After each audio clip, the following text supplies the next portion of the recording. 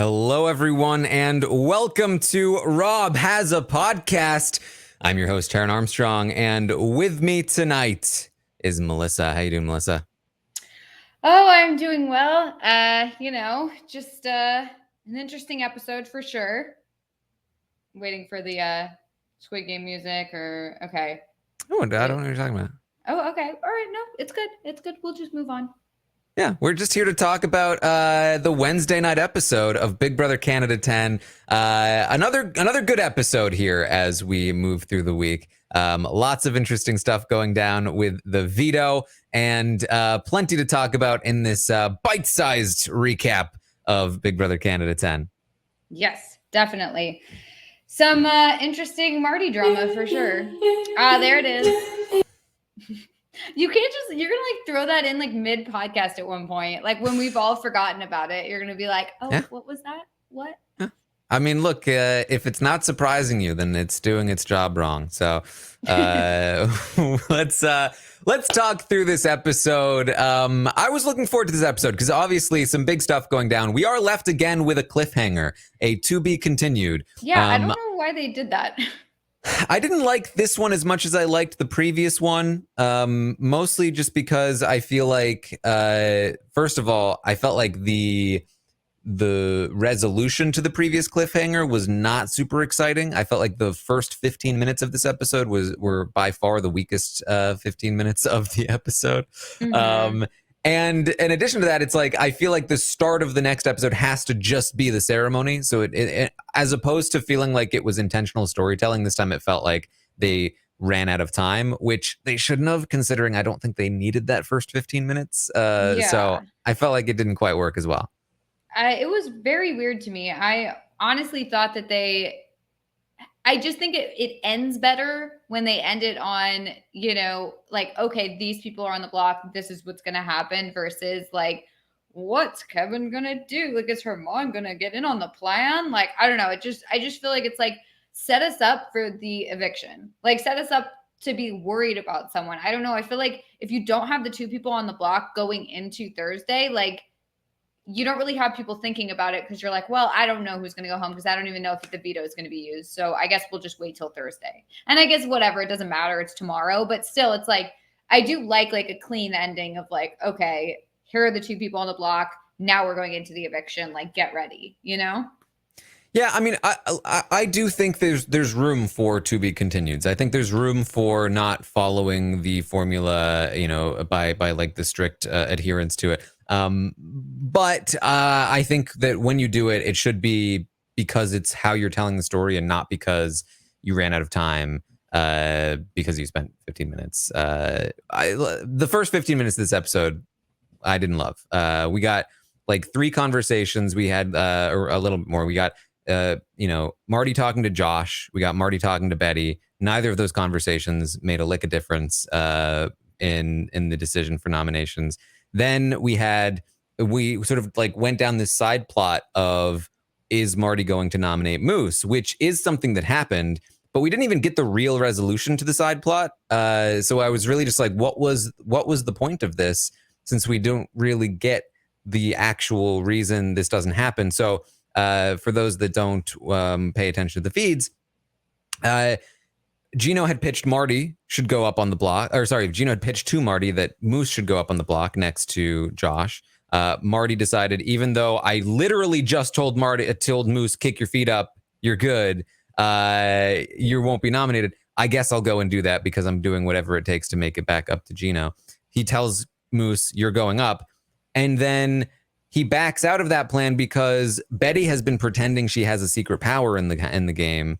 And Marty remembers that he thought that she had a secret power and realized, I can't risk Betty not being on the block. I have to sorry, Gino, but I have to put Betty up on the block instead of Moose. And so that's sort of like how that got resolved. So I don't really understand why we even needed to get into it in the first place, when there's a lot of really good stuff this week that we could be seeing that instead we're seeing that. Mm-hmm. Definitely. I feel like there was a lot of like miscellaneous threads that were put into this episode where I feel like, the the main things are, well, from my perspective, is like, is Kevin going to get his way? Is Herman going to be put on the block? Like, we don't know what's going on. And I think they did do a pretty decent job of it at the end, although it did feel like it was kind of just like really quick. Like, oh, Helena says something to Marty and then Kevin says something and oh my God, it's Herman now. And I think that there could have been a little more of that, but whatever. Mm-hmm. Good enough. Yes. So we get past those first, 15 minutes. We do hear, we hear some things from Marty. Now, Marty is often very wrong in the game. He's often saying incorrect things, like when he's arguing with Summer. We'll get to that. But he is occasionally right about something, and that's when he said this. Strategic wise, I'm so all over the place. I'm terrible. Okay. Yeah. Good read. I mean, man, we talked about Summer cold reading Helena, but Marty reading himself. Wow. Spot Nailed on. It. I would hope if I was playing and I was like, oh, I'm so bad, that would, everyone would be like, no, you're great. But really, yeah, I don't know if people would be saying that about Marty, unfortunately. Yeah. It really is all over the place. It's like, it's weird because it's like, if any other person was saying, I was tricked, I didn't want to put Gino up, I never wanted to go against Gino, Gino, I'm going to do everything that I can to make this like your HOH week. I'm going to make it up to you. Like, I want to be with you. Like, if I was Gino and this was another player, I'd be like, okay, like that's an ally for me possibly moving forward. Like, obviously, like, that was not great that he was trying to get me out, but like, he's now saying he's going to do everything he can to like move me forward. Like, okay, good. But when it's Marty saying it, it's like, you can't trust a word he's saying because he goes back on everything all the time. He is just constantly changing his mind about things, like, and just generally, like, I know this is kind of like obviously skipping ahead, but like when he's like, yeah, I'm not going to tell Herman, I'm just going to blindside him. And then then not only that, it's not only that he's just not going to like say anything to him. He specifically tells him like, you're good. You're not going on the block. I'm putting up Summer. Like, don't even worry about it. It's like, stop telling people that whole like kick your feet up line. Just stop. Just don't say anything if you like have any chance that you're going to put them on the block. Like, I just feel like with Marty, it's like anything he says, it's like you can't trust a word of it because he just goes back and forth depending on like whatever he's thinking at the time. Melissa, he's a loyal guy. He's a loyal 43-year-old man. Has he not made himself clear enough? Not clear enough to you? Come on. Oh God, I feel like this episode was like just like not good for him at all in terms of like his like perception with Canada. Like, I don't know. If I'm Canada, I'm like, this is the guy we voted for. Oh boy. Well, how dare you say that, Melissa? Because he's a 43-year-old man, and anybody that wouldn't vote for a 43-year-old man for Canada's favorite doesn't even deserve to watch Big Brother. If any of your house guests need to backdoor a 43-year-old man with a bad knee and bad shoulders, I don't think that you guys would be worthy of being called a Big Brother winner. What? I don't know what that was about even. It was like, okay, like that's coming from nowhere. I don't know. It's like, he's speaking straight to Summer in that speech. The problem is that Summer didn't actually campaign to get him backdoored, so she has no idea that he's talking directly to her in that moment. She didn't say that, and also it's not like oh, he's about to put her on the block, so it makes sense. Like, if it's like he thinks she's trying to backdoor him, so then he's going to say to her this speech, even if she doesn't know what's going on, like she doesn't think it's about her. And then it's like, okay, but now Summer, you're going on the block. Then she would understand like, oh, that was about me. He thinks I'm trying to do that. Okay. But otherwise it's like, yeah, I'm going to just like have this non sequitur about like, don't backdoor me. And then also put like these other people on the block. Like it didn't make any sense. And it was very odd too, because it's like, it doesn't matter your age or anything about like being a backdoor. Like what does that have to do with anything? Like the fact that he's like, oh, a 43-year-old man, like you're going to backdoor a 43-year-old man. It's like, I don't even know. Yeah. I mean, and so this is actually a big point. When Kevin is pitching Herman as the renom, Marty's biggest thing against it is I stood in front of Canada and I told them that the backdooring was bad.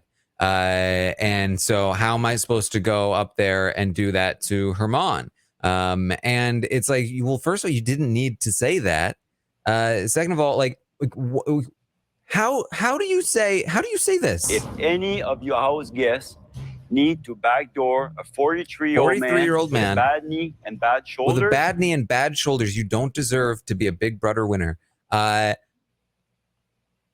knee and Marty, you've won more competitions than anybody else in the house. What are you talking about? I know. I don't understand. It's like, he is a good backdoor target. Like, just because you're older and just because you have like a bad knee and a bad shoulder, like, doesn't mean you're not winning competitions. Doesn't mean you're not a threat. I mean, you've been HOH twice.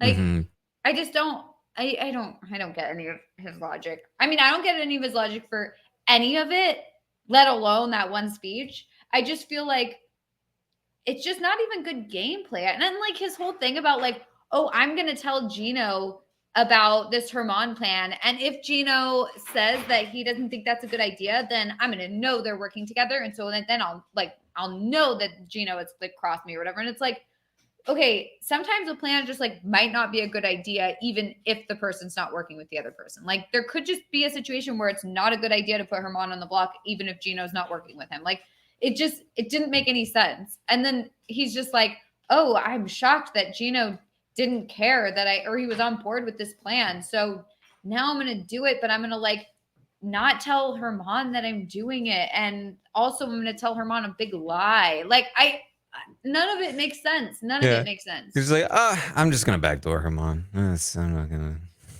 to. It's crazy. I love that we got fired up Josh in this episode. Josh giving the me energy from just a second ago about Marty's logic of like, what are you talking about? I loved seeing Josh like actually invested because he's always so just like chill and calm. To see him actually get involved in a little bit of a heated discussion and to be a little fired up in the diary, I thought was very fun. Yeah. Oh, definitely. I loved that part because it was like, they were saying what we were all thinking basically is like, what are you talking about, Marty? This doesn't make any sense. And I also like that they had that DR of Kevin saying, it wasn't just two people in the room. It was me. Like I was the one who was in there doing that stuff. But if you want to pretend like I wasn't involved, that's fine. I thought that was really well done because, you know, that's what we were saying, or that's what I was saying on the roundtable was like, we all saw that Kevin was the person doing this or that. Like, how is nobody talking about that? And the fact that Kevin's bringing it up himself, like, oh yeah, like I was involved, but yet no one's saying anything. No one's including my name in these things. Like, I thought that was really great. Yeah. So after the nomination ceremony where Marty puts up Josh and Betty, things have gotten bad for a player when their celebrations, their behind the door cellies, are a solo event. Not funny when it turns on you. Woo.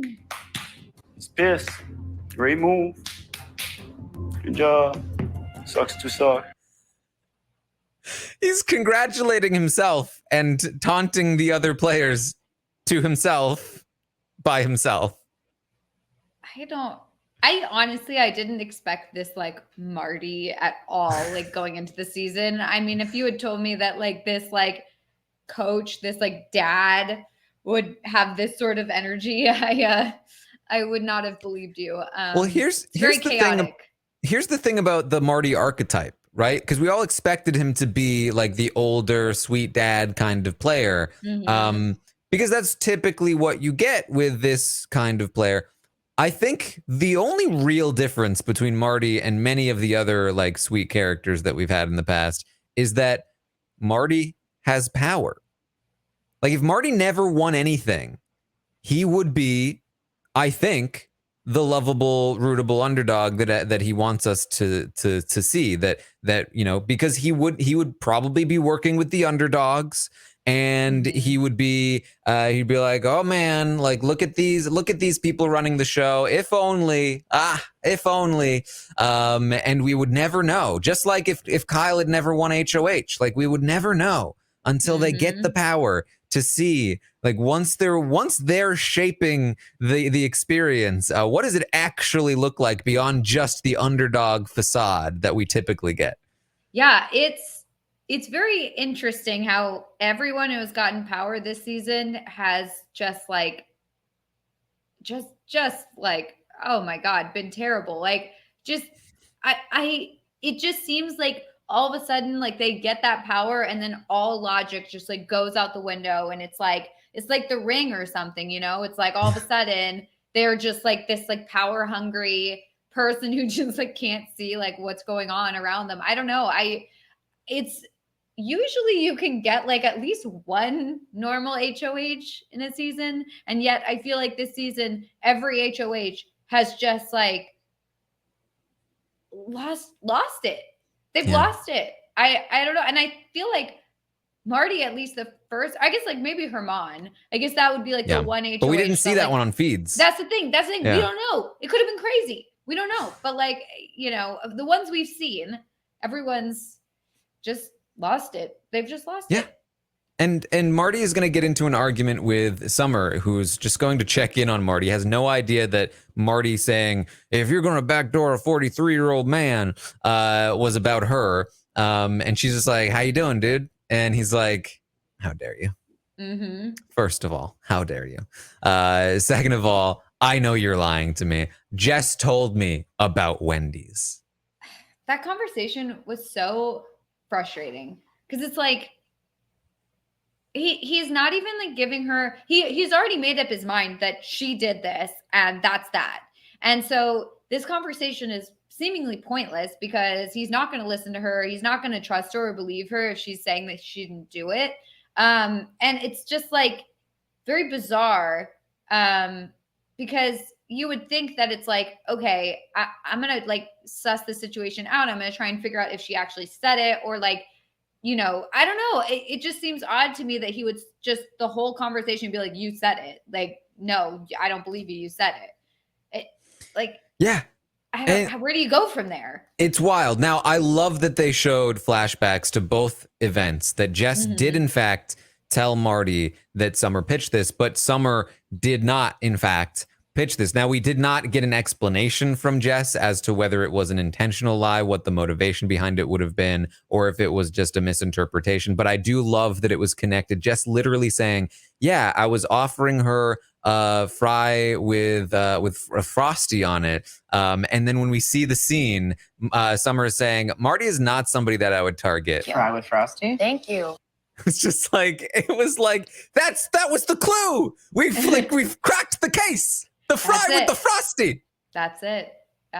Like, it's just so strange. And like, I don't know. It's just like, it's hard because it's like, well, Jess is outside the house now. She's not in the game anymore. So it's not like you can pull them both in a room and be like, okay, let's like hash this out. Let's figure out who said what. Like, Jess is gone.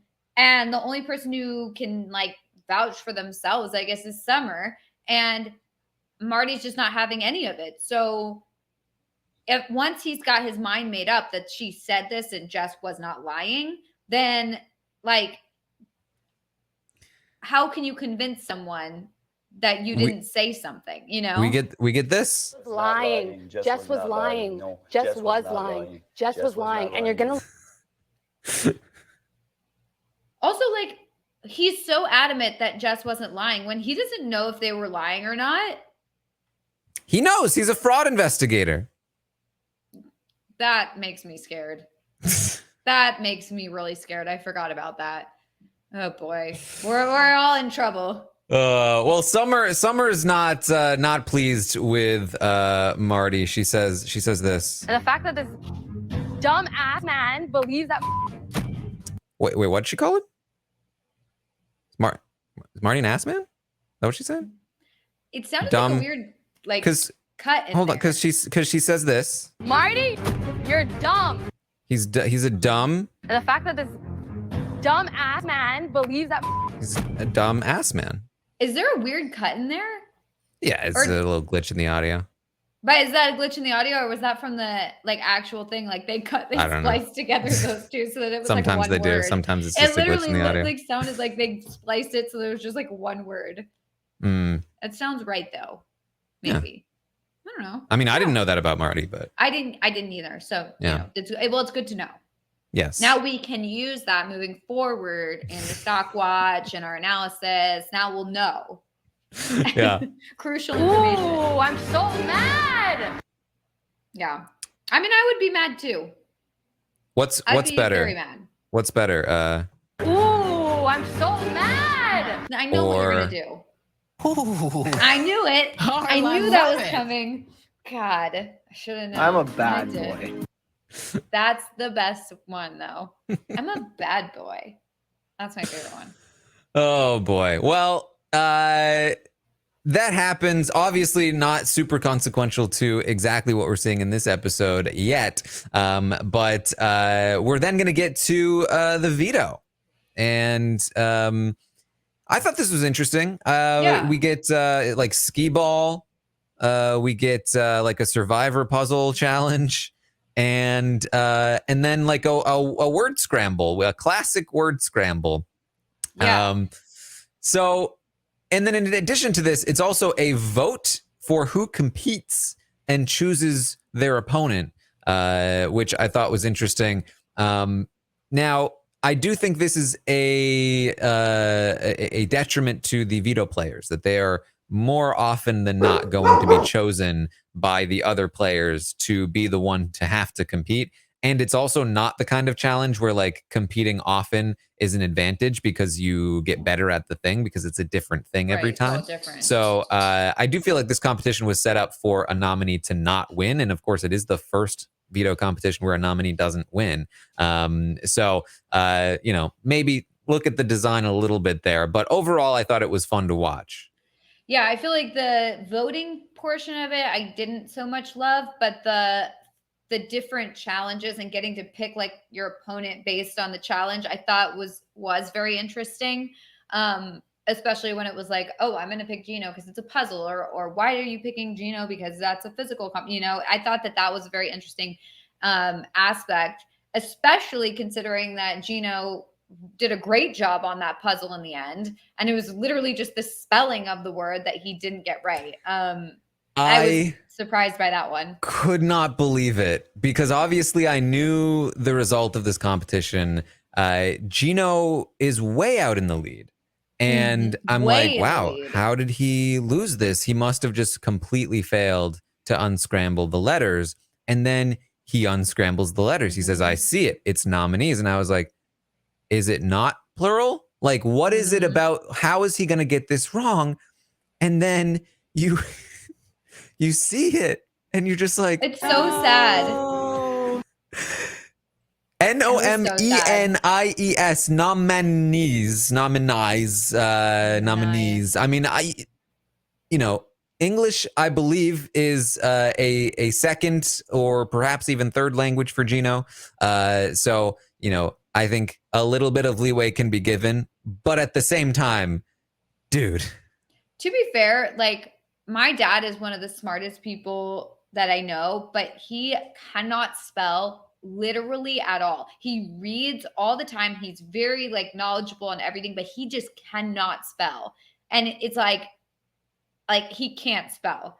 Like on a birthday card, he spelled for me haiku, but he spelled it like HIKOO and like HI-KOO. So like, I mean, he's this very smart guy. He's an attorney, but he like cannot spell. So I do give Gino, the benefit of the doubt here. And it was so sad when you like know that he has it and he's so far ahead. And then he just like, he like rings in and he's like, oh, is it not nominees?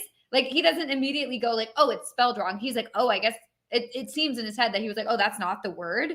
That's my thing, right? Like, was it that you only had one chance? Because I don't think so. And if that's not the case, could have unscrambled it. But I think he thought that was right spelling, like that's what I'm saying. Like that wrong word. He did not like. If that's the case, he did not go oh, it's like, oh, here, let me just quickly fix this, it means that he probably was stuck on that for a while Kevin figured out the actual answer. What I was wondering though is, could they see the other person's answer? Because I'm wondering if like Gino like buzzed in, Kevin's like, oh man, I'm out. He looks at the thing, goes, oh, nominees, but that's not the way you spell it. Really quickly.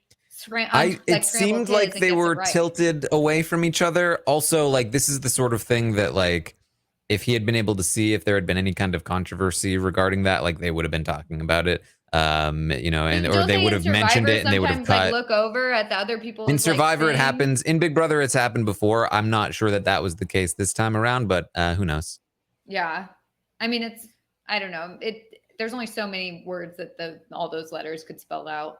Big huge potential impact for Herman if he ends up on the block because Gino couldn't spell nominees. Like, wild. That's so sad.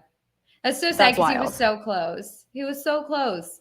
I mean, look, not that I don't love Kevin winning it or whatever, but like, you know, you just feel for Gino because he's like, I got this. And he like does so well. And then just like spelling.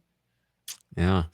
Well, with Kevin having the veto, he says, I'm rooting for chaos. He lets us know about the alliance called the Crash Test Dummies. And this is again where I just felt like this should have been, I think, a bigger portion of the episode rather than just like a throwaway comment in the diary room about like, by the way, I'm in an alliance called the Crash Test Dummies with Josh and Helena. This is a very, very foundational alliance in this house. They have been since basically last week when we saw that pitch that Kevin gave to Josh in the pantry last week on the episode. He was pitching the Tanisha thing. They've been working toward this since then, and they've been working very closely together, manipulating the house from multiple angles in this alliance since then. And they are very much the reason why this pitch is going forward. So we learn about them. Another thing that may have been a little bit confusing is that after the veto, Marty talks to Helena and he's like, I want the noms to stay the same. Helena's like, what? Why? Why don't you want to nominate Herman? Which may have felt like it came out of nowhere. It didn't. It came from Marty suggesting to Helena prior to the veto competition that he wanted the veto to be used so that Herman could go up. And she was like, wait, really? That's amazing. And then immediately after was like, no, I don't want it to be used. And she was like, wait, what? I thought you wanted this to happen. That's why she was so confused. Yeah, it definitely looked like she was like, just out of nowhere, like, what? Of course we're all targeting Herman. And it's like, wait, who? Wait, who's targeting? What's going on?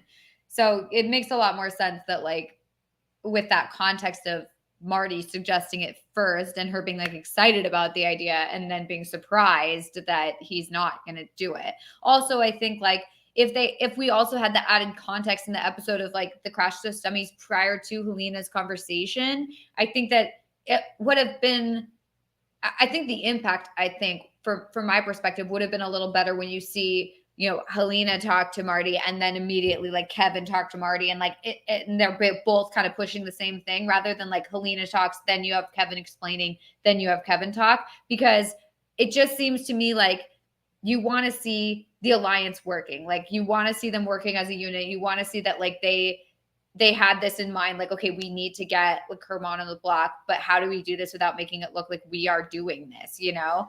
And I think that, you know, like you said, they should have had more to it that like, oh, we're in an alliance together, you know? Because at this point, looks like you've got Betty and Josh, like from the episode's perspective, you have Betty and Josh, then you have Helena, then you have Kevin, like on their own, you know? That's my biggest issue with the episode is that there was a lot of work that went into this whole play. And we're missing probably 90% of it in the edit. And again, I just feel like that first 15 minutes was such a waste of real estate when none of those things ended up mattering in any way. And instead, like we get the sense, right? Like that Kevin says, Marty's easy to manipulate. I'm manipulating Marty into doing this, but there was a lot of other work with other people that went in a lot of different ways that made this happen. It was a very sort of involved plan, a very impressive plan that I think that they should have leaned into more, in my opinion. Maybe they will in Thursday's episode, but I doubt it. I don't know how much time they'll have. So And again, if we're gonna get the to be continued, we have extra space. I don't think we needed that first 15 minutes, but still, at least they're not like pretending that this came from somewhere completely separate than like Kevin and Helena.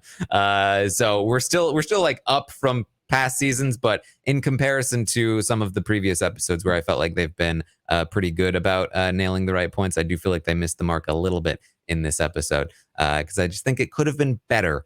But we do see that Marty's going to talk to Gino, and we do hear from Gino. This is what we expected. This is what we suspected about Gino, that basically he was like, I don't want this to happen, but I don't want to say anything against it.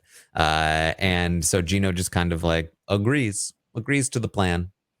That's a tough one because it's like knowing what Marty was thinking going into it, with Marty being like, if Gino says that he doesn't want this to happen, then I'm going to know he's against me or whatever. Like, then oh, okay, good. Gino's doing the right thing by saying, yeah, that sounds like a great plan. But at the same time, Herman is a good ally for Gino, and I don't think it's in Gino's best interest to have Herman leave. So to have him like backing it up and be like, yeah, this sounds like a great plan, is not great for Gino's game. But it's like he's been backed into this corner where like the only acceptable answer for Marty is to have him say, yeah, go ahead, it sounds great.